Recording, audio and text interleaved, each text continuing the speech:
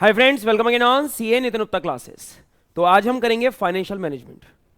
देखो, twelfth class financial management business studies theory, और आगे चल के अगर आप बीकॉम करते हो, बीबीए करते हो, एमबीए करते हो, सीए करते हो, सीएमए करते हो, सीएस करते हो, what ever the course in commerce side, आप ये जो थ्योरेटिकल पढ़ रहे हो बिजनेस स्टडीज में, इसी चीज को हम आपको प्रैक्टिकली पढ़ाएंगे। पूरा का पूरा प्रैक्टिकल आ जाएगा आपको। इसमें एक एक वर्ड के ऊपर चैप्टर्स आएंगे। तो अभी हम आपको थ्योरेटिकल कॉन्सेप्ट सिखाने वाले हैं, बिजनेस स्टडीज सिखाने वाले हैं, और फिर हम आपको इसका प्रैक्टिकल सिखाएंगे, ताकि आप ये जो नॉलेज है, ये जो पावर है, इस चीज को प्रैक्टिकल लाइफ में, अपने बिजनेस में, या जब आप दूसरे के किसी बिजनेस में बहुत बड़ी पोस्ट पे आते हो, जैसे अगर फाइनेंशियल मैनेजमेंट अभी तो थ्योरी है, आगे चल के बहुत बढ़िया बढ़िया प्रैक्टिकल सब्जेक्ट्स आने वाले हैं आपके। तो अगर वो सॉलिड होते हैं आपके, एकदम रॉक सॉलिड, तो आप सीएफओ बन सकते हो, शेयर मार्केट एक्सपर्ट बन सकते हो, फाइनेंशियल एक्सपर्ट बन जाओगे, आप फाइनेंशियल एडवाइजर बन जाओगे, फाइनेंशियल कंसल्टेंट बन जाओगे। बहुत सारी फील्ड्स ओपन हो जाती हैं फिर आपके लिए। अब the most important thing is, हमारे पास बहुत सारे स्टूडेंट्स होते हैं 11 12 की, हमारी वीडियो क्लासेस सेल होती हैं बहुत ज़्यादा, और बहुत सारे बच्चे 11 12 में ही सीए का कोर्स ज्वाइन करते हैं। तो इसलिए हम उनको 11 12 की क्लासेस भी देते हैं, ताकि उनका 11 12 और सीए एकदम साथ साथ बहुत बढ़िया तरीके से चले। तो उन बच्चों की डिमांड है, सर बिजनेस स्टडीज़ में कुछ चैप्टर्स हैं जो बहुत ज़्यादा दिक्कत दे रहे हैं, और इसमें सबसे इंपॉर्टेंट चीज़ भैया फाइनेंशियल मैनेजमेंट है।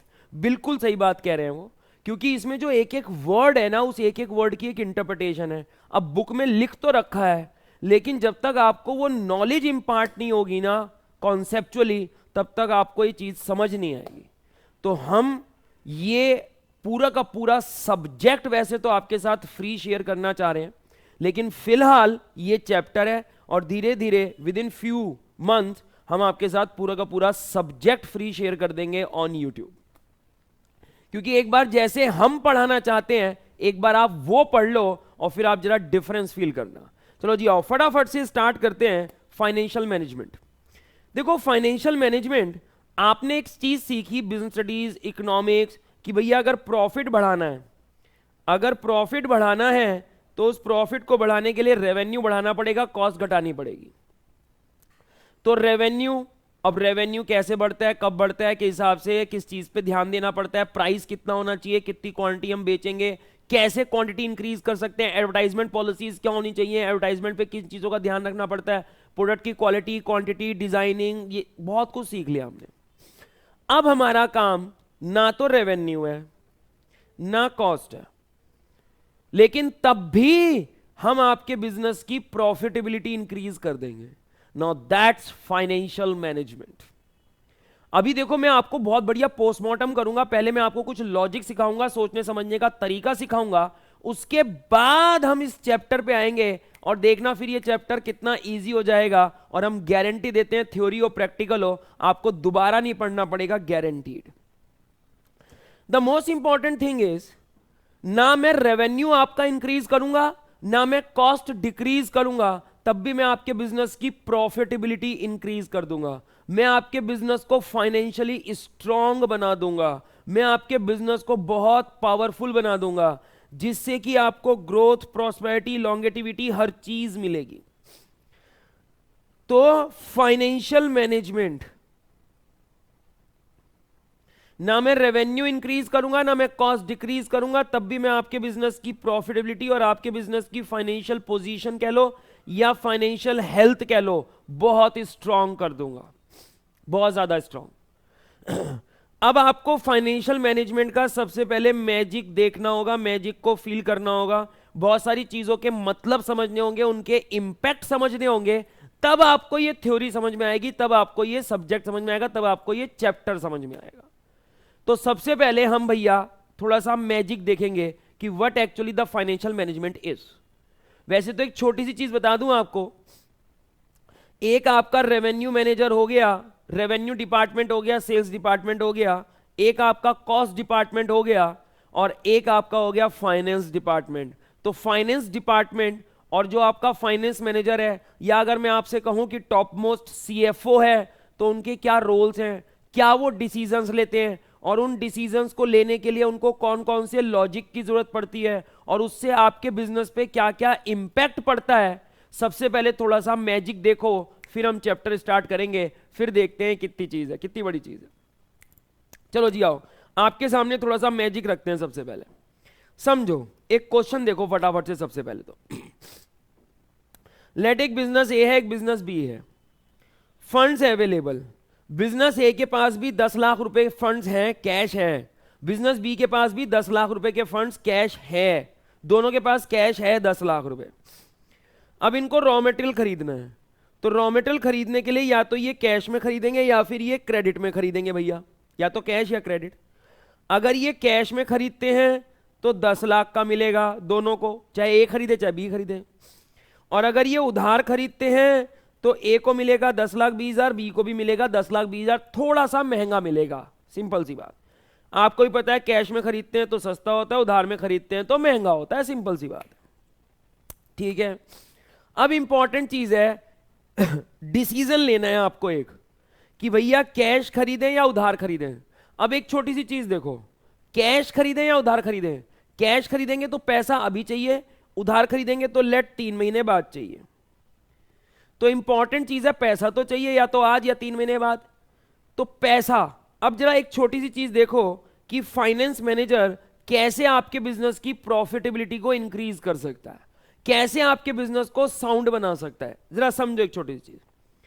हमने बिजनेस ए के सीएफओ से पूछा, फाइनेंस मैनेजर से पूछा कि भैया क्या आप कैश में खरीदना चाहते हो या उधार में खरीदना चाहते हो। तो उस सीएफओ ने आंसर दिया, भैया हम तो कैश में खरीदेंगे। हमने कहा ठीक है भैया, आप कैश में खरीद लो।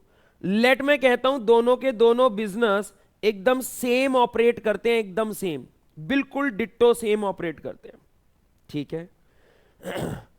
Cost of sales before raw material, raw material को हटा दो, उसके अलावा इनके पूरे बिजनेस की जो कॉस्ट है, लेट वो कॉस्ट है 35 लाख रुपीस। और जो ये सेल्स करते हैं लेट ये दोनों के दोनों 50 लाख रुपीस।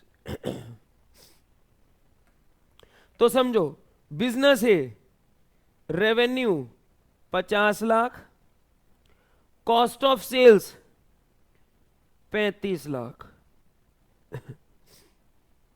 अभी इसमें रॉ मटेरियल की कॉस्ट इंक्लूड नहीं है। अब रॉ मटेरियल हमने बिजनेस ए के सीएफओ से पूछा, भाई साहब कैश खरीदोगे उधार खरीदोगे। उसने कहा भैया कैश खरीदेंगे। हमने कहा ठीक है, आपके पास 10 लाख रुपए है, खरीद लो कैश, कहानी खत्म करो। तो 10 लाख रुपए का रॉ मटेरियल हो गया। तो भैया प्रॉफिट कितना हो गया इनको, तो 45 लाख माइनस कर दो, 5 लाख का प्रॉफिट है बिजनेस ए को। अब बात करते हैं बिजनेस बी की।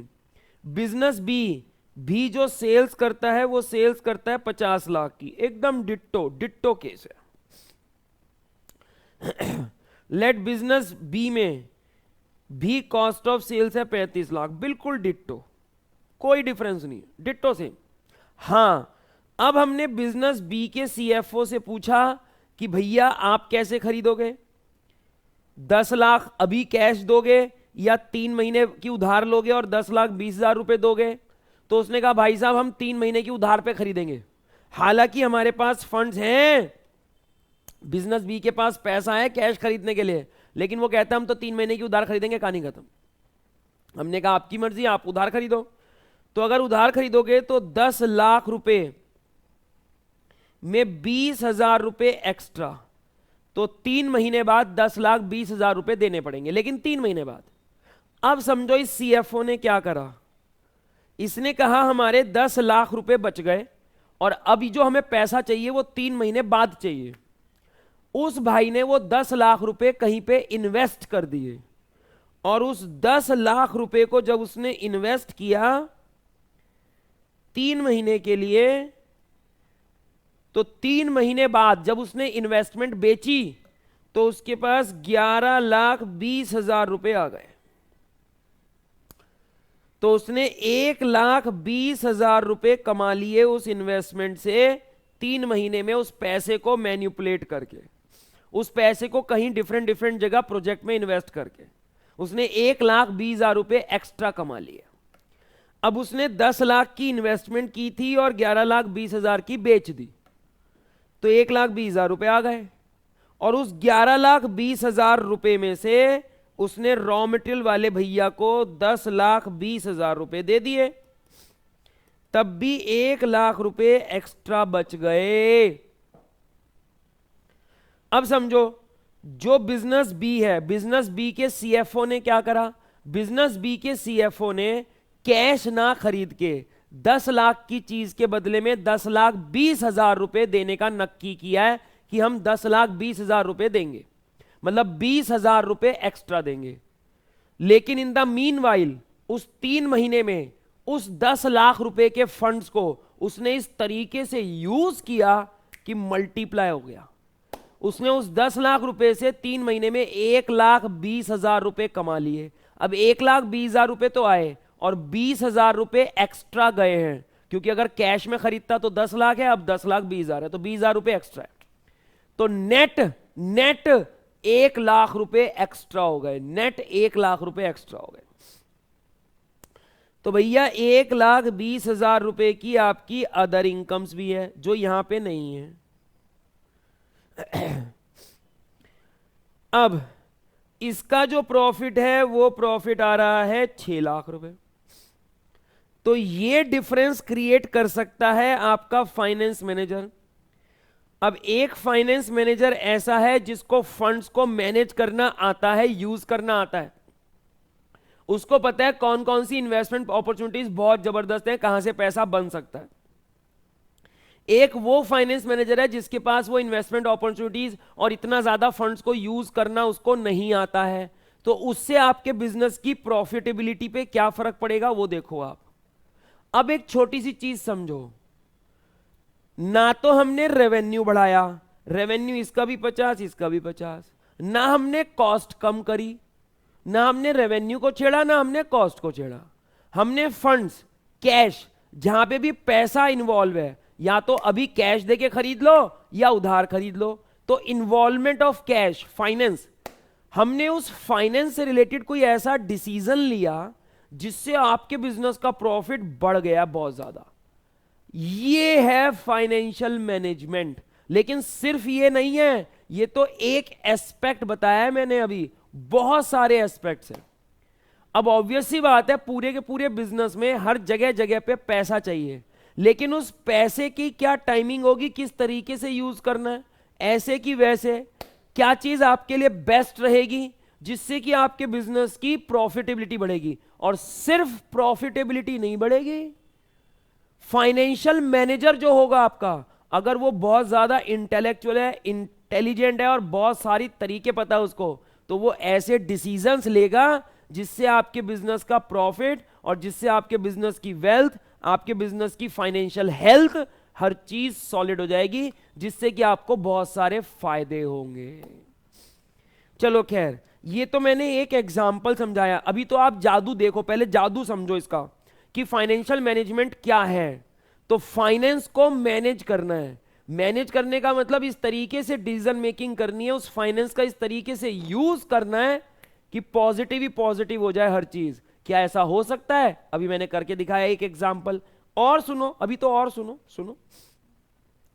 तो एक बिजनेस है, उसमें एक sales department, costing department, finance department. Sales department का काम है आपका रेवेन्यू मैक्सिमम से मैक्सिमम हो जाए, कॉस्टिंग डिपार्टमेंट का काम है आपकी कॉस्ट कम से कम हो जाए, और फाइनेंस डिपार्टमेंट का काम है to manage the finance.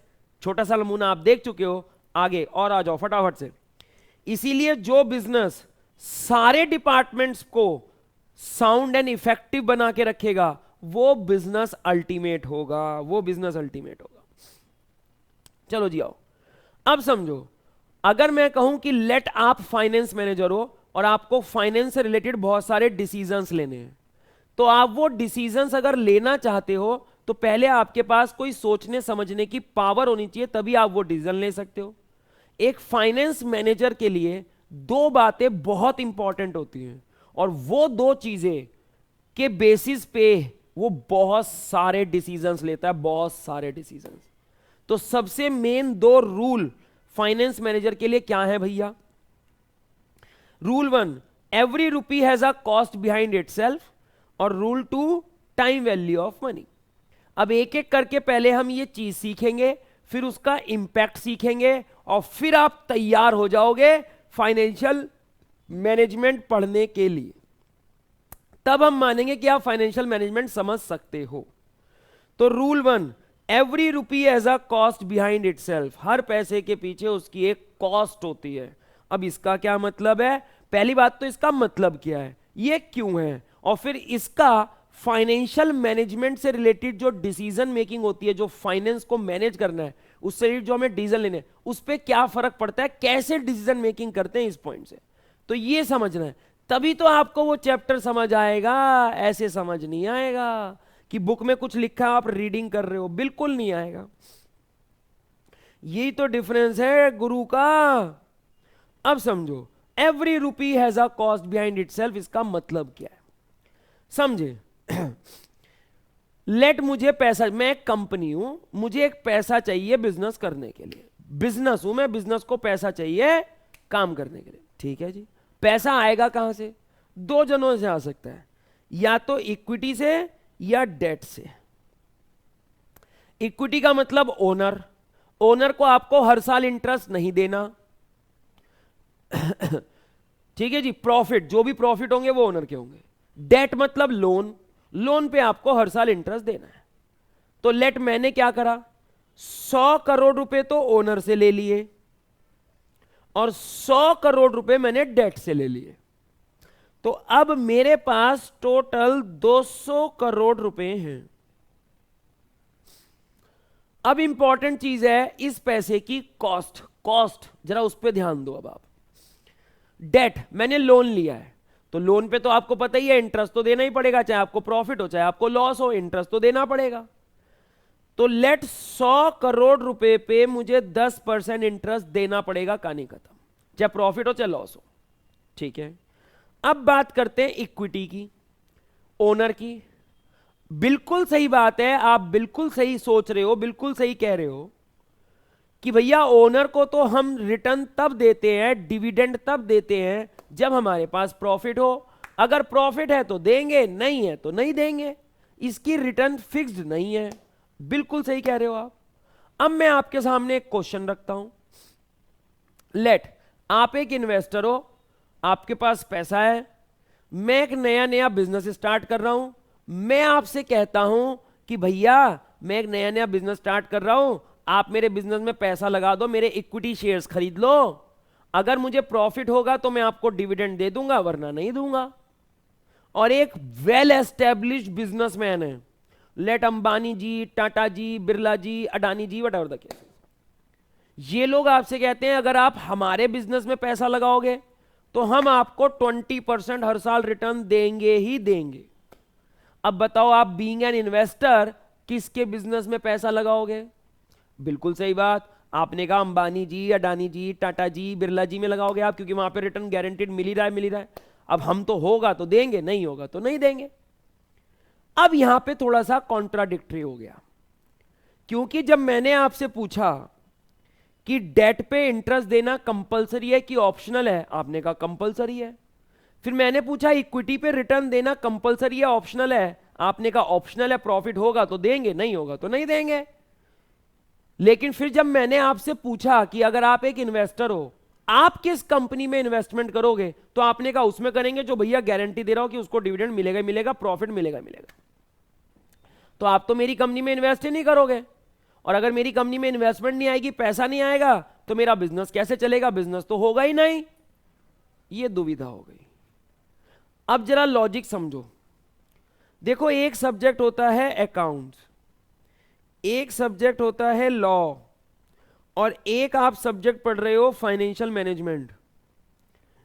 Law के अकॉर्डिंग आपका आंसर बिल्कुल ठीक है कि अगर प्रॉफिट होगा तो डिविडेंड देंगे, नहीं होगा तो नहीं देंगे, बिल्कुल ठीक है। और अकाउंट्स तो लॉ के हिसाब से ही चलता है, तो इन दोनों में आंसर वही है जो आपने बोला। लेकिन ये सब्जेक्ट जरा डिफरेंट है। Financial management is a different subject, इसका ऑब्जेक्टिव, इसकी सोच, इसके थॉट्स बिल्कुल अलग है। फाइनेंशियल मैनेजमेंट क्या कहता है? एक फाइनेंस मैनेजर को हमने क्या रेस्पॉन्सिबिलिटी दी है?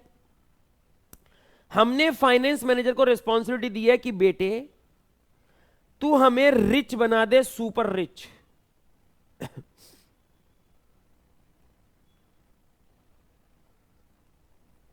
सुपर रिच कैसे बनाएगा? जब मार्केट में हमारी कंपनी के जो शेयर्स हैं, शेयर का प्राइस जो है वो बढ़ेगा। 10 रुपए का शेयर 100 रुपए का, 100 रुपए का शेयर 1000 रुपए का, 1000 रुपए का शेयर 10,000 रुपए का। मजा आ जाएगा, अमीर बनते जाएंगे हम। तो the most important thing is finance manager. Finance manager को हमने एक टारगेट दिया है, एक ऑब्जेक्टिव दिया है कि भैया तेरा ऑब्जेक्टिव है कि तू सबको अमीर बना दे। अमीर कैसे बनाएगा? जब तू पब्लिक के जो शेयर्स की वैल्यू है उसको बढ़ाएगा, तब लोग अमीर बनेंगे। आपने 1 करोड़ शेयर्स खरीदे 10 रुपए के, तो 10 करोड़ रुपए की आपकी कैपिटल हो गई। अब अगर ये 10 रुपए का शेयर 100 रुपए का हो जाए तो 1 करोड़ इंटू में 100, तो आपने कभी कंपनी के शेयर्स में 10 करोड़ रुपए लगाए थे, अब उसकी वैल्यू 100 करोड़ है। और अगर ये शेयर 1000 का हो जाए तो 1000 करोड़ है। तो 10 करोड़ रुपए लगाए थे, 1000 करोड़ रुपए की वैल्यू हो गई अब उसकी। ये होती है अमीरी। तो the most important thing is, इसको बोलते हैं वेल्थ मैक्सिमाइजेशन। तो आपने पढ़ भी रखा है कि बिजनेस इसमें वेल्थ मैक्सिमाइजेशन इसका बेसिक टारगेट और ऑब्जेक्टिव होता है। इसी टारगेट के लिए हमने फाइनेंस मैनेजर को अपॉइंट किया है। तो उसे नहीं पता कि क्या होता है लॉ, क्या होता है अकाउंट्स। उसको तो एक ही टारगेट मिला हुआ है, उसको पब्लिक के शेयर्स की वैल्यू बढ़ानी है। अब शेयर्स की वैल्यू कब बढ़ेगी? एक होती है डिमांड, एक होती है सप्लाई। अगर कंपनी के शेयर्स की डिमांड बहुत ज्यादा है और सप्लाई बहुत कम है, कोई बेचना चाहता ही नहीं, खरीदने वाले बहुत हैं, तो भाई साहब मार्केट में शेयर का प्राइस बढ़ेगा। और फिर तो आप समझिए अगर खरीदने वाला कोई भी नहीं है और बेचने वाले हैं तो प्राइस गिरेगा, गरीबी आ जाएगी। अब जरा पहले एक लॉजिक समझो छोटा सा, फिर मैं इसका आंसर दूंगा कि इक्विटी शेयर्स पे जो डिविडेंड दिया जाता है वो कंपलसरी होता है या ऑप्शनल होता है। समझो, तो फाइनेंस मैनेजर का ऑब्जेक्टिव है कि वो अमीर बनाना चाहता है और अमीर बनाने के लिए उसको मार्केट में शेयर का प्राइस बढ़ाना पड़ेगा। तो वेल्थ मैक्सिमाइजेशन इसका एक ऑब्जेक्टिव है। अब समझो एक कंपनी है, कंपनी ए। आपने कंपनी ए के शेयर्स खरीद लिए, आपने 10 लाख रुपए लगा दिए, कंपनी ए के शेयर्स खरीद लिए। अब कंपनी ए ने ईयर 1 में कोई प्रॉफिट नहीं कमाया, ईयर 2 में कोई प्रॉफिट नहीं कमाया, ईयर 3 में कोई प्रॉफिट नहीं कमाया। समझो, अब देखो इन्वेस्टर को चाहिए क्या? इन्वेस्टर को चाहिए भैया prosperity, growth, return, solid return. अब रिटर्न का क्या मतलब होता है?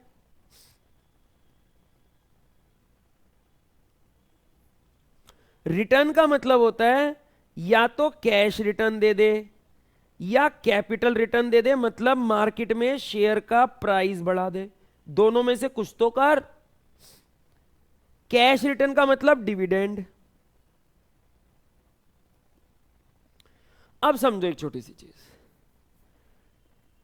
अगर ये कंपनी ए ने कुछ प्रॉफिट कमाया ही नहीं तो कैश डिविडेंड तो दे नहीं सकते, प्रॉफिट है नहीं, और मार्केट में शेयर का प्राइस भी नहीं बढ़ेगा। क्यों नहीं बढ़ेगा? क्योंकि सब लोग देख रहे हैं भाई कंपनी कमाती तो है ही नहीं, तो ना तो ये कैश डिविडेंड दे सकती है, ना तो कैश रिटर्न दे सकती है, और ना ही फ्यूचर में एक्सपेंशन कर सकती है। कैसे एक्सपेंड करेगी? इसके पास फंड्स ही नहीं है। तो ना तो इसकी एक्सपेंशन हो सकती है और ना ये कैश डिविडेंड दे सकती है। तो इसका मतलब पब्लिक को पता चल गया कि ये कंपनी रिटर्न नहीं दे सकती, और जहां से रिटर्न नहीं मिलेगा इन्वेस्टर पैसे लगाएगा ही नहीं। तो कोई बंदा इस कंपनी के शेयर खरीदने को तैयार नहीं है। और आप क्या करोगे?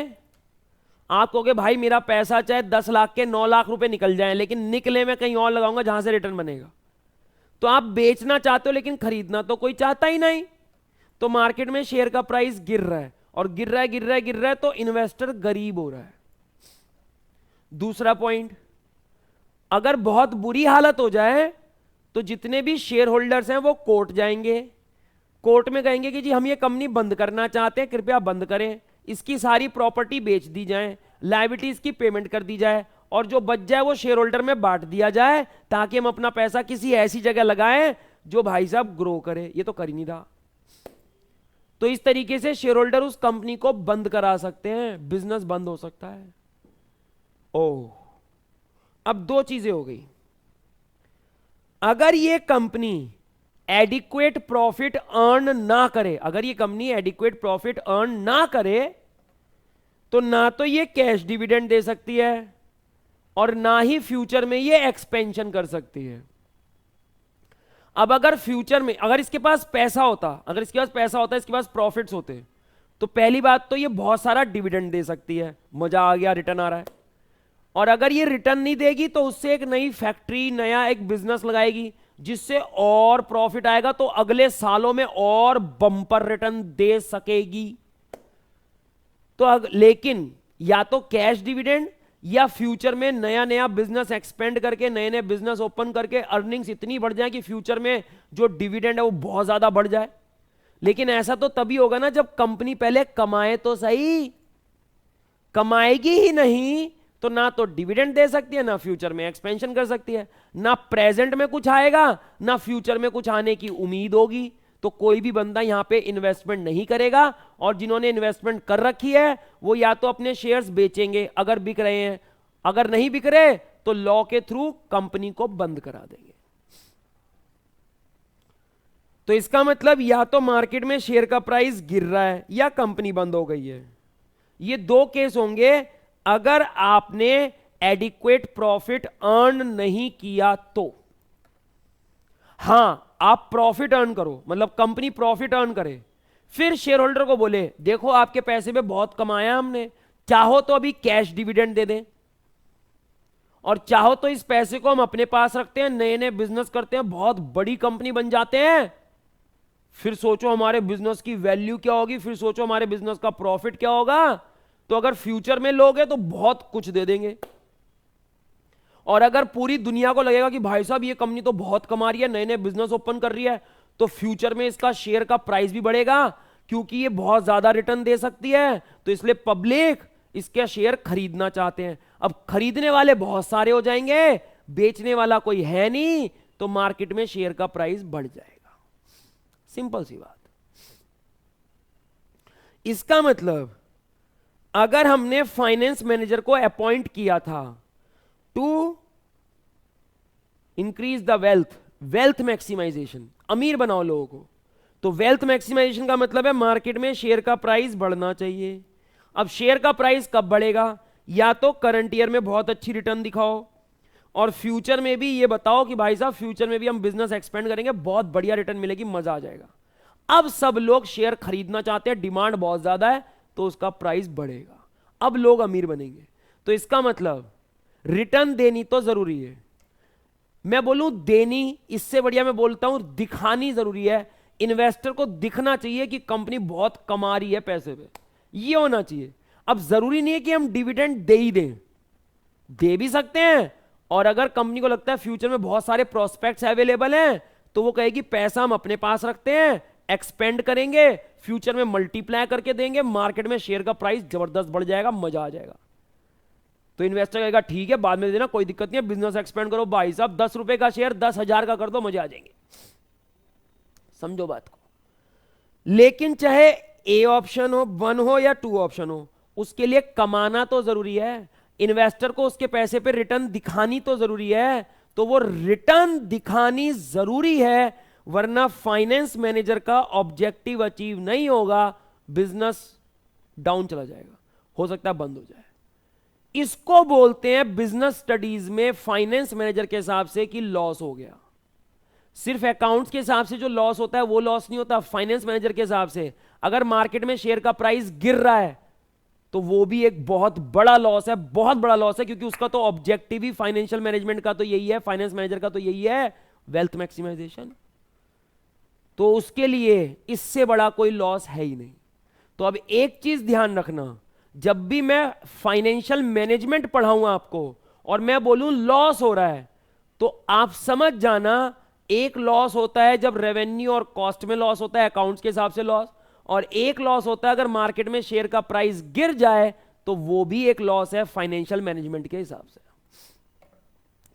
इसका मतलब according to financial management objective है वेल्थ मैक्सिमाइजेशन, और वेल्थ मैक्सिमाइजेशन के लिए इक्विटी शेयर होल्डर को रिटर्न दिखानी जरूरी है, और रिटर्न दिखाने के लिए कमाना जरूरी है। तो इसका मतलब फाइनेंस मैनेजर के हिसाब से या फाइनेंशियल मैनेजमेंट के हिसाब से इक्विटी शेयर होल्डर के जो पैसा है उस पर रिटर्न दिखानी कंपलसरी है, ऑप्शनल नहीं है। हम ये नहीं पूछ रहे कि डिविडेंड दें या ना दें, वो अलग चीज है। यहां पे हम कह रहे हैं इन्वेस्टर को दिखाना जरूरी है कि आपके पैसे पे देखो भर भर के पैसा कमाया हमने, कहो तो तुम्हें बांट दें, लेकिन फिर हम बिजनेस एक्सपेंड कैसे करेंगे, ध्यान रखना, और कहो तो अपने पास रखें, बिजनेस एक्सपेंड करें। ये एक इंपॉर्टेंट चीज है। लेकिन हां, रिटर्न दिखानी कंपलसरी है और दिखाने के लिए कमाना कंपलसरी है। तो बेटे ये जो इक्विटी शेयर होल्डर ने 100 करोड़ रुपए दिए हैं, फ्री नहीं दिए हैं। फाइनेंस मैनेजर के हिसाब से इस पैसे पे भी एडिक्वेट रिटर्न कमाना कंपलसरी है, अदरवाइज या तो मार्केट में शेयर का प्राइस गिरेगा या कंपनी बंद हो जाएगी, कहानी खत्म, बिजनेस ही खत्म हो जाएगा। भाई साहब समझो बात को। हां, लेकिन एक सोच होती है, शेयर होल्डर की सोच होती है कि ये ले पैसा, 4-5 साल तक मुझे कोई रिटर्न नहीं चाहिए, लेकिन 5 साल बाद छप्पड़ फाड़ के चाहिए। और डिबेंचर होल्डर की, लेंडर की एक सोच होती है, भैया मुझे छप्पड़ फाड़ के नहीं चाहिए, मुझे तो हर साल चाहिए, पहले दिन से चाहिए, बस कहानी खत्म, फिक्स 10% दे दो, कहानी खत्म। ये थोड़ा सा डिफरेंस होता है। लेकिन एक छोटी सी चीज ध्यान रखना, इक्विटी शेयर होल्डर फ्री नहीं देता पैसा, उसको उसके पैसे पर रिटर्न चाहिए, 101% चाहिए, वरना वो बिजनेस बंद करा सकता है। समझो बात को। तो इसलिए फाइनेंशियल मैनेजमेंट का जन्म हुआ है सुपर रिच बनाने के लिए, आपको अमीर बनाने के लिए। और फाइनेंशियल मैनेजमेंट आपको अमीर कैसे बनाएगी, मैं समझाने वाला हूं, जरा ढंग से समझ लो एक बार, फिर हम ये चैप्टर उठा के करेंगे, देखते हैं कितना टाइम लगेगा और दोबारा पढ़ना पड़ेगा या नहीं। सबसे इंपॉर्टेंट चीज। चलो जी, अब ये तो समझ में आ गया कि डिबेंचर पे इंटरेस्ट देना तो खैर कंपलसरी है ही है। इक्विटी शेयर होल्डर पे जो रिटर्न देनी है, जिसको तुम बेसिकली डिविडेंड या कुछ भी बोल सकते हो, तो वो भी फाइनेंस मैनेजर के हिसाब से, फाइनेंशियल मैनेजमेंट के हिसाब से कंपलसरी है, वरना फाइनेंशियल मैनेजमेंट का जो जन्म हुआ है वेल्थ मैक्सिमाइजेशन के लिए, वो ऑब्जेक्टिव अचीव नहीं होगा, वो सब बेकार हो जाएगा। तो हर सब्जेक्ट कुछ अलग चीज कह रहा है और उसी के हिसाब से उसमें डिसीजन मेकिंग होती है। तो पहले सब्जेक्ट का गुरु मंत्र पकड़ना जरूरी है, वरना फिर कुछ भी समझ नहीं आएगा। चलो जी, तो पहला पॉइंट, इक्विटी शेयर होल्डर पे रिटर्न कमानी कंपलसरी है। तो वो भी पैसा फ्री नहीं है, अगर तुमने इक्विटी शेयर होल्डर से पैसा लिया है तो उसको रिटर्न दिखानी कंपलसरी है, कंपलसरी है वो भी। कितनी रिटर्न? अब डिबेंचर होल्डर मतलब जहां पे तुमने लोन लिया है, उस लोन पे तो 10% इंटरेस्ट दे रहे हो तुम, तो बताओ इक्विटी को कितना, 10%, 10% से कम या 10% से ज्यादा? इसका भी लॉजिक सुनो। मैं तुम्हें एक ऑप्शन देता हूं, तुम एसबीआई बैंक में पैसा जमा कराओ या किसी कंपनी में। एसबीआई बैंक तुमको रिटर्न दे रहा है 10%, कंपनी तुमको रिटर्न दे रही है 10%। तो तुम्हारे हिसाब से बताओ, दोनों इन्वेस्टमेंट सेम है, कहीं तुम कहीं पे भी पैसा जमा करा सकते हो, या कोई इन्वेस्टमेंट सुपीरियर है, कोई इंफीरियर है? बिल्कुल सही जवाब, एसबीआई बैंक में तुम पैसा जमा कराओगे। क्यों? क्योंकि तुम कहते हो एसबीआई बैंक में कोई रिस्क तो है नहीं पैसा डूबने का, तब भी 10% आ रहा है। लेकिन कंपनी अगर डूबी तो तुम्हारा पैसा भी डूब जाएगा, यहां पे रिस्क है, और एसबीआई बैंक में ना के बराबर रिस्क है। तो एक में रिस्क नहीं है तब भी 10%, और एक में रिस्क है तब भी 10%, तो इससे बढ़िया तो उसमें जमा करो जहां पे रिस्क नहीं है, तब भी 10% आ रहा है, क्योंकि 10% तो सेम है। इसका मतलब आप जब डिसीजन मेकिंग करते हो कि इन्वेस्ट कहां करना है, तो आप रिटर्न भी देखते हो और रिस्क भी देखते हो। सही बात।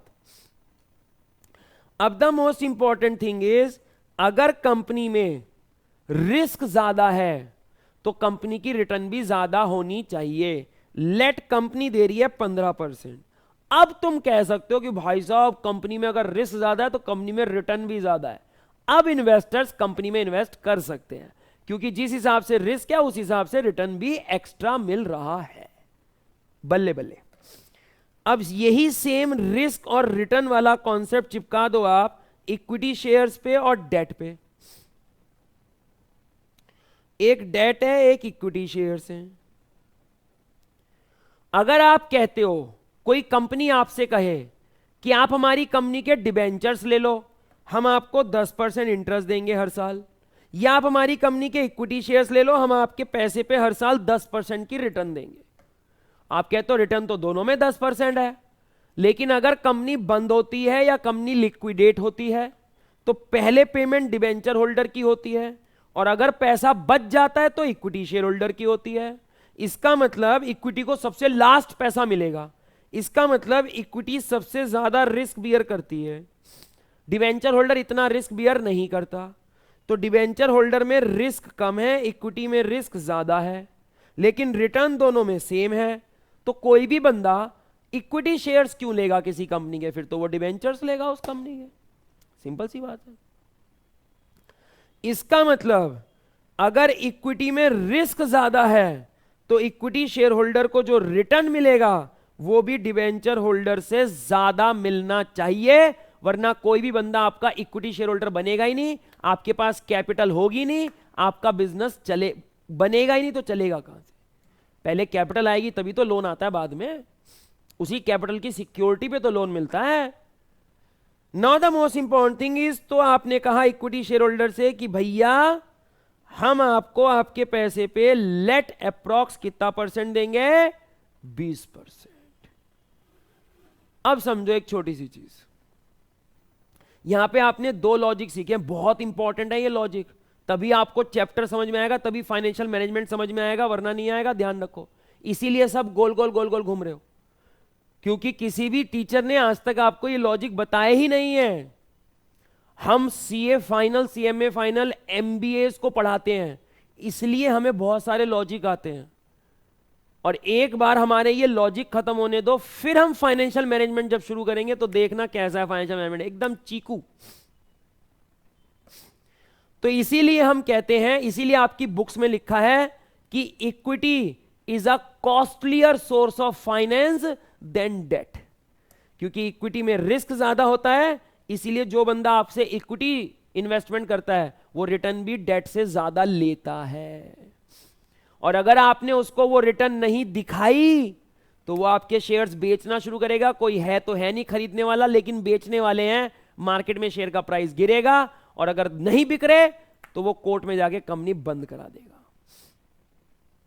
बिजनेस को नुकसान होगा। और फाइनेंशियल मैनेजमेंट में नुकसान सिर्फ वो लॉस वाला लॉस नहीं होता है, अगर मार्केट में शेयर का प्राइस गिर रहा है तो वो सबसे बड़ा लॉस है फाइनेंशियल मैनेजमेंट के लिए, क्योंकि उसका ऑब्जेक्टिव ही वेल्थ मैक्सिमाइजेशन है, लोगों को अमीर बनाना।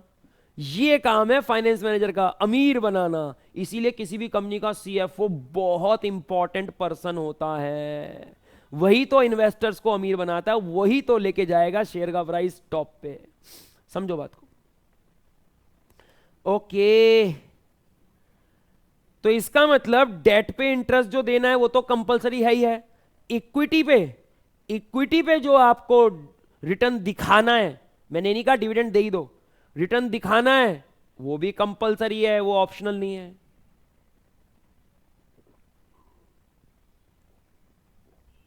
और सबसे बड़ी बात, अगर तुम डेट पे 10% दे रहे हो, तुम एक कंपनी हो, अगर तुमने जिससे लोन लिया उसे 10% दे रहे हो, तो जो तुम्हारा ओनर है उसको तो 10% से ज्यादा देना पड़ेगा, क्योंकि उसने रिस्क ज्यादा बियर किया है, रिस्क ज्यादा बियर करा है। समझो बात को। चलो जी तो इसका मतलब तुमने मार्केट से 200 करोड़ रुपए उठाए, उस 200 करोड़ रुपए पे भाई ये 10% तो देना ही देना, ये तो कैश जाएगा ही जाएगा। और इस 100 करोड़ रुपए पे 20%, मैंने ये नहीं कहा डिविडेंड दे दो, लेकिन मैंने ये कहा कि डिविडेंड दिखाना, प्रॉफिट दिखाना, अर्निंग्स दिखाना कंपलसरी है, और दिखाने के लिए कमाना कंपलसरी है। तो आपने अगर मार्केट से लोन लिया 100 करोड़, उस पे 10% कंपलसरी रिटर्न देना है, तो इसका मतलब आपको 100 करोड़ से कम 10% कमाना पड़ेगा। आपने 100 करोड़ रुपए का पैसा लिया इक्विटी से, उसको 20% रिटर्न देना है, तो भैया रिटर्न तो तब दोगे ना, पहले कमाओगे तो सही। इसलिए मैंने बोला था every rupee has a cost behind itself. हर पैसे की उसके पीछे एक कॉस्ट, एक कीमत दौड़ रही है।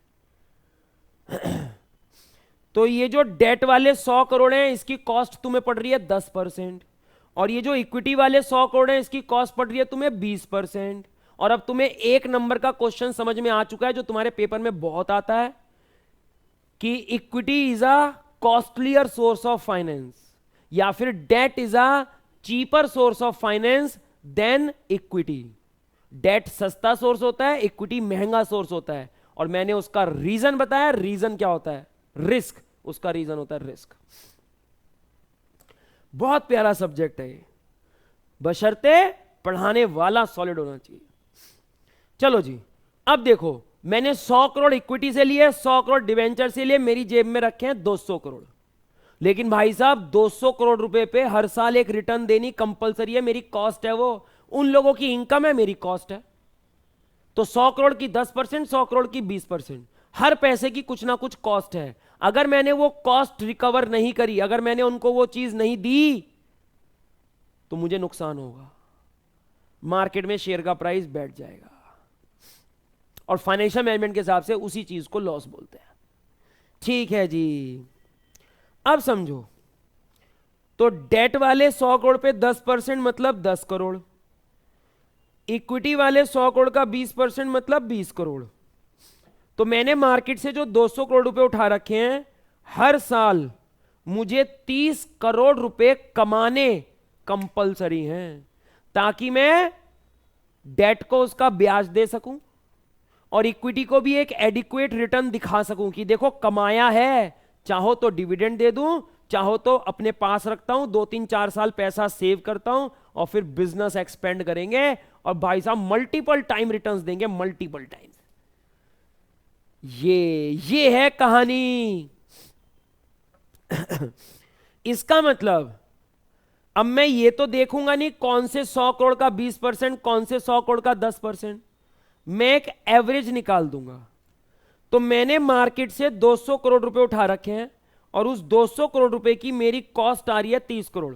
मुझे 30 करोड़ देने ही देने हैं, मान के चलो देने हैं, खत्म।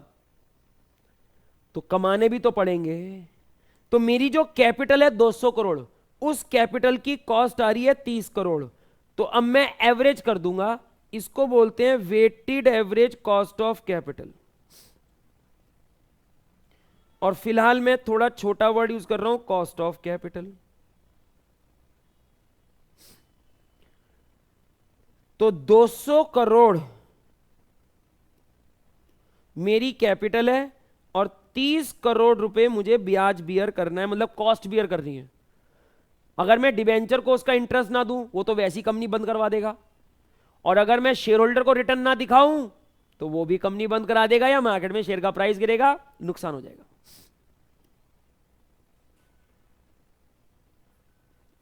उड़ी बाबा। तो मुझे पता चल गया कि मैंने जो मार्केट से पैसा उठा रखा है, उस पैसे का 15% कॉस्ट आती है मुझे हर साल। अगर मैंने वो 15% की कॉस्ट बिजनेस करके रिकवर नहीं की, तो मुझे नुकसान हो जाएगा, मार्केट में मेरा शेयर का प्राइस गिर जाएगा भाई साहब, और हो सकता है कंपनी भी बंद हो जाए। ये कहता है फाइनेंस मैनेजर।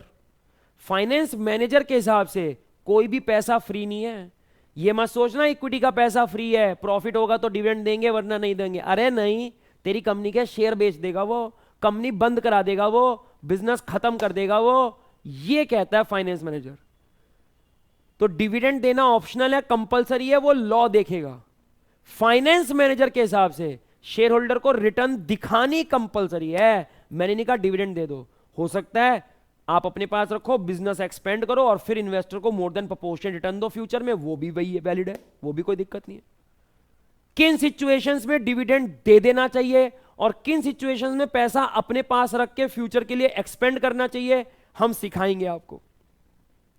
यह भी फाइनेंशियल मैनेजर का एक डिसीजन है, यह भी फाइनेंशियल मैनेजमेंट का एक छोटा सा पार्ट है। इसको हम बोलते हैं डिविडेंड डिसीजन, कि किन सर्कमस्टांसिस में उस पैसे को डिविडेंड के रूप में बांट देना चाहिए और किन सर्कमस्टांसिस में उस पैसे को अपने पास रखना चाहिए।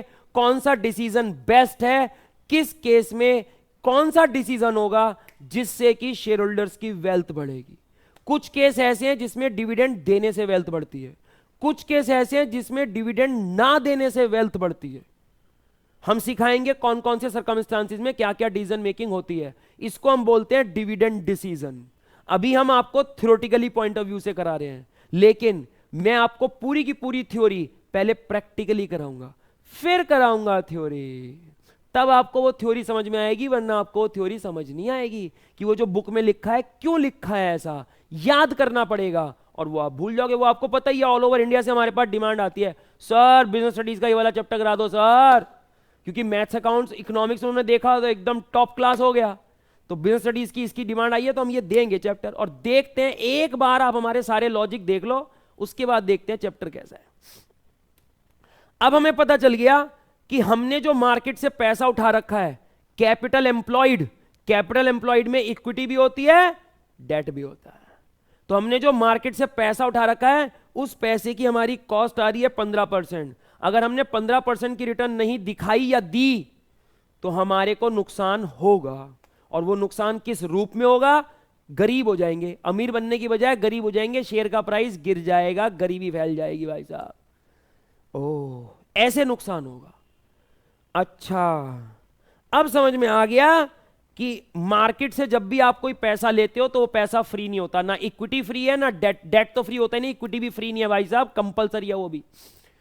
ठीक है जी, फाइनेंशियल मैनेजमेंट के हिसाब से कंपलसरी है, क्योंकि फाइनेंशियल मैनेजमेंट का ऑब्जेक्टिव ऐसा है। अब हमें समझ में आ गया कि हमारे पैसे की जो कॉस्ट है वो 15% है।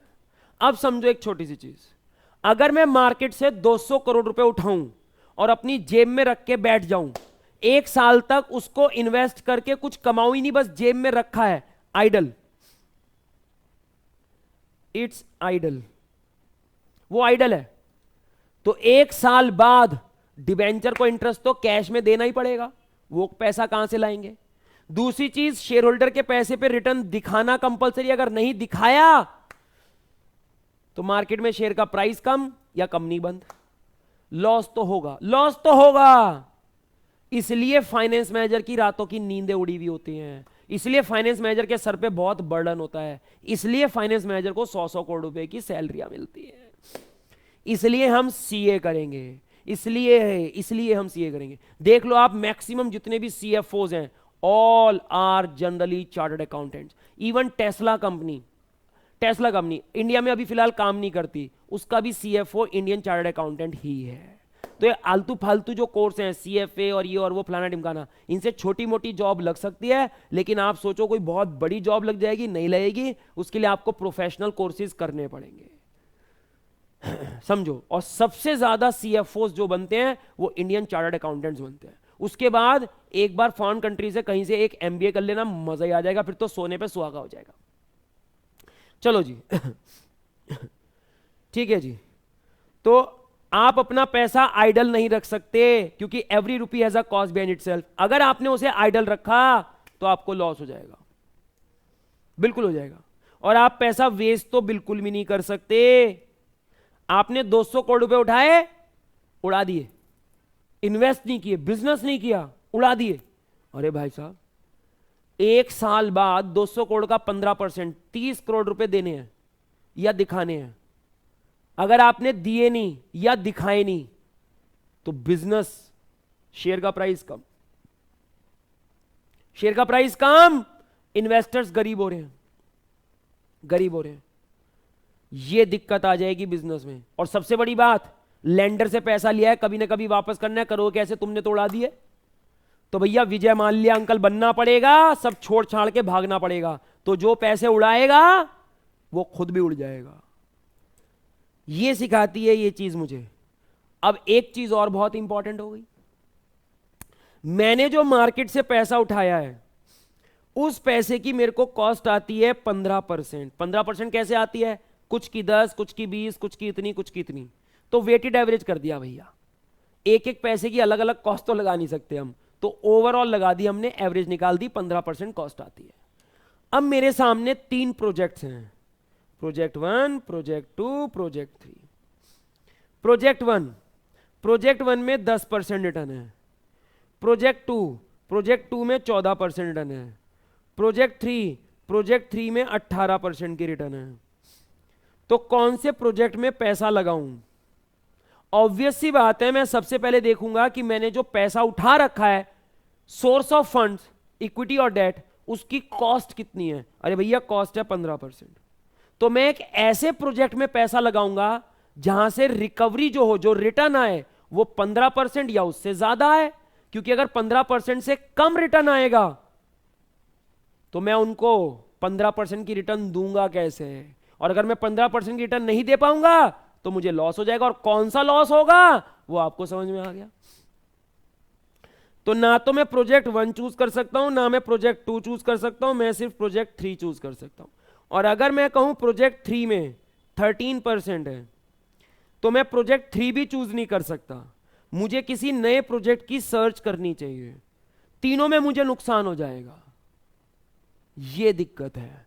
इसीलिए पहले प्रोजेक्ट चूज किया जाता है, फिर देखा जाता है उस प्रोजेक्ट में रिटर्न कितनी आएगी, फिर पैसा जुटाया जाता है कि कहां से जुटाऊं। क्योंकि रिटर्न भाई साहब 16% है, तो 16% से नीचे नीचे रहे मेरी कॉस्ट ऑफ कैपिटल, ये होना चाहिए। फिर समझाया जाएगा आपको, हम सिखाएंगे कि कहां से पैसा जुटाना है ताकि आपकी कॉस्ट ऑफ कैपिटल इतनी हो कि आप वो प्रोजेक्ट आराम से कर सको, वरना तो नुकसान हो जाएगा। तो उसको हम बोलते हैं कैपिटल स्ट्रक्चर डिसीजन। स्ट्रक्चर कैसा हो, कितनी इक्विटी कितना डेट, स्ट्रक्चर कैसा हो ताकि आपकी कॉस्ट इतनी हो कि आप वो प्रोजेक्ट आराम से फुलफिल कर सकते हो। समझो बात को। तो इसका मतलब किस प्रोजेक्ट में इन्वेस्ट करना है यह भी इस बात पे डिपेंड करता है कि उस प्रोजेक्ट का रेट ऑफ रिटर्न कितना है और हमारी कॉस्ट ऑफ कैपिटल कितनी है। तो rate of return cost of capital के या तो इक्वल हो या उससे ज्यादा हो। क्योंकि अगर रेट ऑफ रिटर्न है 12% और मुझे पैसा देना इन्वेस्टर्स को 15%, तो 3% का तो नुकसान हो गया। मार्केट में शेयर का प्राइस गिरेगा, 101% गिरेगा। अब कौन से प्रोजेक्ट में पैसा लगाऊं? लॉन्ग टर्म डिसीजन है, it's a long term decision. Long term decision को हम बोलते हैं capital budgeting decision. Long term investment decision, use of funds long term के लिए, उसको हम कैपिटल बस्टिंग डिसीजन बोलते हैं। तो कैपिटल बस्टिंग डिसीजन आपको यह सिखाएगा कि किस प्रोजेक्ट को चूज करना है, किस प्रोजेक्ट को चूज नहीं करना है। लेकिन उसके लिए पहले आपको कॉस्ट ऑफ कैपिटल तो पता होनी चाहिए। और अगर आपके पास कोई प्रोजेक्ट है और उस प्रोजेक्ट में रेट ऑफ रिटर्न है 14%, अब हम आपको सिखाएंगे कि पैसा कहां कहां से जुटाओ, कितना कितना जुटाओ, ताकि ये 14% जो रिटर्न का प्रोजेक्ट है, आपकी कॉस्ट ऑफ कैपिटल 14% या 14% से कम होनी चाहिए। अदरवाइज तो ये प्रोजेक्ट वायबल ही नहीं है, फिर तो कोई नया प्रोजेक्ट ढूंढना पड़ेगा। तो प्रोजेक्ट के हिसाब से देखा जाएगा कि पैसा कहां से जुटाया जाए ताकि आप ये प्रोजेक्ट फुलफिल कर सको। तो उसको कैपिटल स्ट्रक्चर डिसीजन बोलते हैं। Situation to situation, circumstances to circumstances. कभी इक्विटी बहुत अच्छी चीज है, कभी डेट बहुत अच्छी चीज है। सिखाऊंगा। पहले पोस्टमार्टम करूंगा, 1-2 क्लास लगेंगी, पोस्टमार्टम हो जाएगा, फिर चैप्टर उठाएंगे और देखते हैं चैप्टर करने में हमें कितनी देर लगेगी और मुझे कुछ बताना पड़ेगा या सारे पॉइंट्स आपको आते होंगे, ऑटोमेटिकली समझ में आएगी, एक एक चीज समझ में आएगी। पूरी बिजनेस स्टडीज प्रैक्टिकली करा दूंगा। ठीक है जी, बहुत खूब। तो ये लॉजिक था, every rupee has a cost behind itself. तो ऐसा क्यों होता है, हर पैसे की उसके पीछे कॉस्ट क्यों होती है? क्योंकि कोई भी पैसा फ्री नहीं है। डेट वाले अंकल इंटरेस्ट ले रहे हैं और इक्विटी वाले अंकल तो बहुत कुछ छप्पड़ फाड़ के रिटर्न मांग रहे हैं। अदरवाइज वो हमारी कंपनी या तो बंद करा देंगे या शेयर बेचेंगे, जिससे मार्केट में शेयर का प्राइस गिर जाएगा और फाइनेंशियल मैनेजमेंट के हिसाब से सबसे बड़ा लॉस है वो। लॉस नहीं हो सकता, लॉस नहीं हो सकता। अब समझो, इसी कॉन्सेप्ट के ऊपर एक और क्वेश्चन समझो। Cash sales 10,05,000। अगर आप कैश में माल बेचोगे तो 10,05,000 का बिकेगा। क्रेडिट सेल्स 3 महीने की उधार दोगे तो थोड़ी सी महंगी दोगे, तो महंगी दोगे तो 10,40,000 रुपए की बेचोगे आप। अच्छा, क्यों बेच रहे हो उधार महंगी? आपको पता है आपके पैसे की एक कॉस्ट है। तो अगर आपका पैसा 3 महीने के लिए कहीं पे ब्लॉक हो गया तो वो पैसा आप लाए कहां से हो? या तो इक्विटी से या डिवेंचर से। 200 करोड़ में से ही तो लाए हो, उसी को तो 3 महीने के लिए ब्लॉक कराया आपने। तो अगर आपने लोगों से, पब्लिक से पैसा लेके 3 महीने के लिए ब्लॉक कर दिया, इन्वेस्ट कर दिया, तो वो लोग 3 महीने का रिटर्न मांगेंगे, तो वो 3 महीने का ब्याज एक्स्ट्रा हो गया। इसीलिए अगर कैश में खरीदना है तो इतने का, 3 महीने उधार लोगे तो भैया हमें भी ब्याज देना पड़ेगा 3 महीने का, तो भैया 3 महीने का ब्याज हम तुमसे एक्स्ट्रा लेंगे। सिंपल सी बात ये है। इसलिए उधार का माल महंगा होता है, क्योंकि उसमें ब्याज जुड़ जाता है, क्योंकि कोई भी पैसा फ्री नहीं है। अब समझो जरा, डिसीजन समझो, कैश माल बेचें या क्रेडिट माल बेचें? कैश माल बेचें या क्रेडिट माल बेचें, यह भी फाइनेंस मैनेजर का ही डिसीजन है। देखते हैं कहां पे प्रॉफिट ज्यादा है, कहां पे प्रॉफिट कम है। समझे? अगर कैश में माल बेचोगे तो 10,05,000 का बिकेगा, और अगर कोई बंदा कहता है भैया 3 महीने की उधार दे दो, तो वही 10,05,000 का माल तुम 10,40,000 रुपए में दोगे। डिसीजन कैश और क्रेडिट सेल्स। अब हमने 2 केस लिए। एक केस आपकी जो कॉस्ट ऑफ कैपिटल है वो 24% पर एनम है, या दूसरा केस आपकी cost of capital 12% per annum है। कॉस्ट ऑफ सेल्स, ये जो सामान आप बेच रहे हो, जो चीज आप बेच रहे हो, उसकी कॉस्ट 10 लाख है। ठीक है, अब समझो केस 1, आपने जो पैसा जुटा रखा है मार्केट से, सोर्स ऑफ फाइनेंस, वो 24% है, 24% साल का। तो कहीं पे भी पैसा आपका ब्लॉक होगा तो वहां पे वो फाइनेंस कॉस्ट भी आएगी। अब समझो कैश सेल्स, अगर आप कैश में माल बेचते हो तो 10,05,000 आपकी कॉस्ट है। कैश सेल्स 10,05,000, आपकी कॉस्ट है 10 लाख, तो प्रॉफिट आपका है 5,000। ठीक है, प्रॉफिट है 5,000 का। अगर आप उधार माल बेचते हो तो उधार माल बिक रहा है 10,40,000 का, आपकी कॉस्ट वैसे तो 10 लाख है, लेकिन अब 3 महीने की ब्लॉक हो गया। समझो, आपने 10 लाख की चीज ली, बेची 10,05,000 में, आपके पास 10,05,000 रुपए आए, हाथों हाथ आपने पैसा वापस कर दिया, कहानी खत्म, कोई ब्याज लगा ही नहीं, उसी दिन पैसा लिया, उसी दिन दे दिया, कोई ब्याज है ही नहीं, तो 5,000 रुपए का प्रॉफिट आ गया। अब आपने फिर से 10 लाख रुपए उठाए मार्केट से, गुड्स खरीदे और लोगों को दे दिए 3 महीने की उधार। अब पैसा 3 महीने बाद आएगा आपके पास, तो आप भी 3 महीने बाद पेमेंट करोगे। तो अब जिससे आपने 10 लाख रुपए लिए, माल उधार लिया, वो बंदा 3 महीने का आपसे ब्याज लेगा, और आपका जो कॉस्ट ऑफ कैपिटल है वो कॉस्ट ऑफ कैपिटल है 24% साल। अब आप ब्याज निकालो भाई साहब कि आपने 10 लाख रुपए की चीज उधार दी है, वो और बात है आप उससे लोगे 10,40,000 रुपए, लेकिन आपने पैसा कितना उठाया? 10 लाख, गुड्स खरीदे 10 लाख के, और वही 10 लाख की चीज उधार दे दी 10,40,000 में। लेकिन आपने पैसा तो 10 लाख यूज करा ना, एक तरीके से इक्विटी से या डेट से जो कैपिटल लिया वो तो 10 लाख लिया ना, तो आपको रिटर्न भी जो देना वो कितने पे देना है, 10 लाख पे। तो 10 लाख पे 24% के हिसाब से 3 महीने का ब्याज निकाल लो। तो 10 लाख पे 24% 3 महीने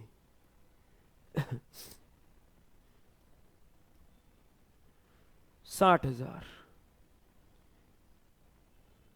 इसको बोलते हैं फाइनेंस कॉस्ट।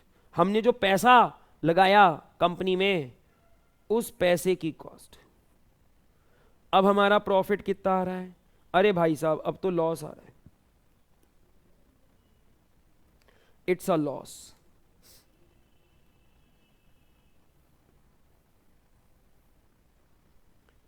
इसका मतलब बिजनेस ए के लिए जिसकी कॉस्ट ऑफ कैपिटल 24% है, उसके लिए कैश सेल्स प्रिफरेबल है।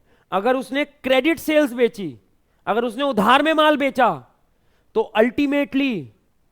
अल्टीमेटली मार्केट में शेयर का प्राइस गिर जाएगा, क्योंकि जितनी रिटर्न चाहिए इन्वेस्टर को उतनी रिटर्न आप पहली बात तो आपको लॉस हो रहा है उसके केस में, आप वो रिटर्न दिखा ही नहीं पा रहे उसको।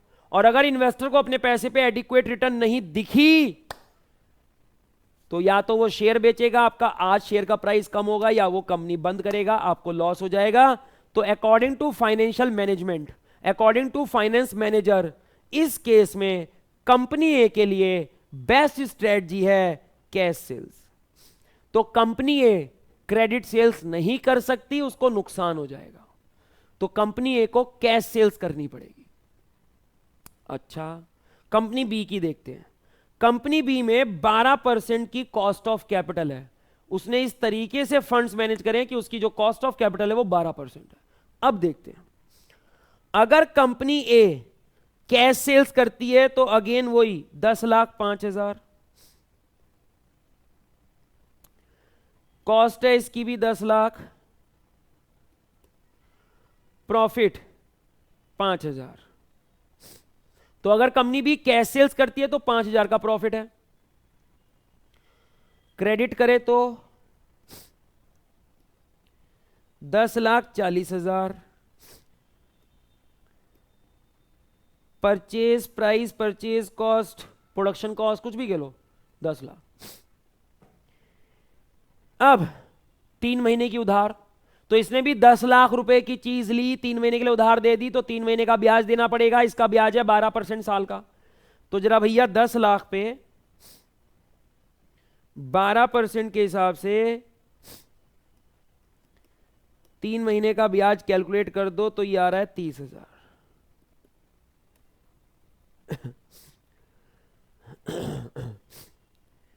तो 10,000 का प्रॉफिट है इसको। तो कंपनी बी जिसकी कॉस्ट ऑफ कैपिटल 12% है, उसको अगर कैश में वो माल बेचे तो उसको 5,000 का प्रॉफिट होता है, और अगर उधार माल बेचे तो 10,000 का प्रॉफिट होता है। तो कंपनी बी के लिए क्या बेस्ट डिसीजन है? उधार, क्रेडिट, अरे बांटो बांटो बांटो बांटो, बांट दो, कोई दिक्कत नहीं है, मजा आएगा, इसका प्रॉफिट और बढ़ जाएगा।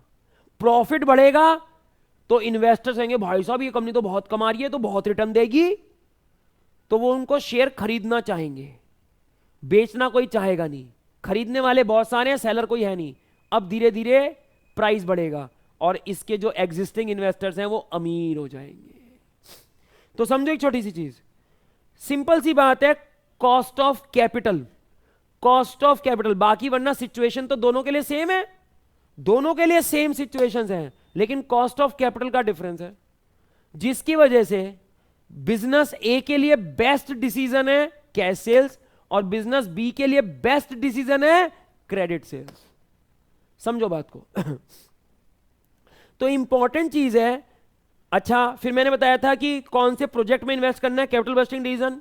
सारे के सारे फाइनेंस डिसीजन आप तब ले पाते हो जब आपको आपके बिजनेस की कॉस्ट ऑफ कैपिटल पता चलती है, जब आपको आपके बिजनेस की कॉस्ट ऑफ कैपिटल पता चलती है तब। इसीलिए कॉस्ट ऑफ कैपिटल कितनी है ये कैलकुलेट करना आना बहुत इंपॉर्टेंट है, जिसके कारण आपको आगे इसी कॉन्सेप्ट को यूज करके आपको आगे बहुत सारे डिसीजन लेने पड़ते हैं, चाहे वो कैपिटल बस्टिंग डिसीजन हो। अच्छा, इसको मैं वर्किंग कैपिटल डिसीजन बोल सकता हूं, क्योंकि कैश में बेचें, उधार बेचें, उधार बेचें मतलब डेटर, तो उधार दें या ना दें, तो ये एक वर्किंग कैपिटल डिसीजन है। ऐसी सबसे पहले उधार खरीदें या ना खरीदें, ये भी क्रेडिटर है, तो ये भी वर्किंग कैपिटल डिसीजन है। Current assets, current liabilities, working capital management बोलते हैं इसको। तो कैश में खरीदें या उधार खरीदें, कैश में बेचें या उधार बेचें, लॉन्ग टर्म प्रोजेक्ट, किस प्रोजेक्ट में इन्वेस्ट करें, कॉस्ट ऑफ कैपिटल कितनी है, डिविडेंड दे दें या ना दें, अभी बताऊंगा क्या सोच के देते हैं, बताऊंगा अभी किस केस में डिविडेंड दे देना चाहिए, किस केस में डिविडेंड नहीं देना चाहिए।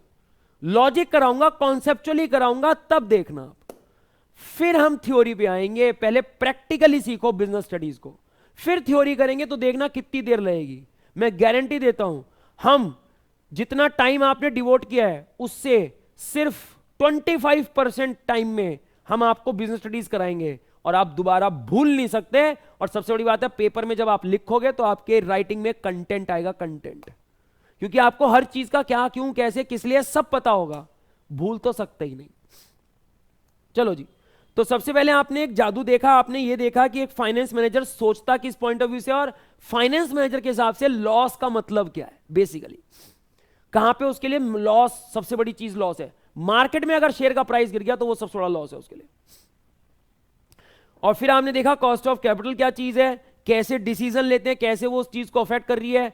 कैपिटल बस्टिंग डिसीजन लेने के लिए भी हमको कॉस्ट ऑफ कैपिटल की जरूरत पड़ती है। चलो जी फटाफट से, तो एक बार यहां तक करो आप फटाफट, फिर हम नेक्स्ट क्लास में मिलते हैं, थोड़े से कॉन्सेप्ट्स और करेंगे, और फिर हम अपनी बुक उठा लेंगे और बुक देखेंगे उसमें क्या क्या है, और फिर देखते हैं कितनी देर लगेगी हमें। मिलते हैं नेक्स्ट क्लास में, टिल देन बाय बाय।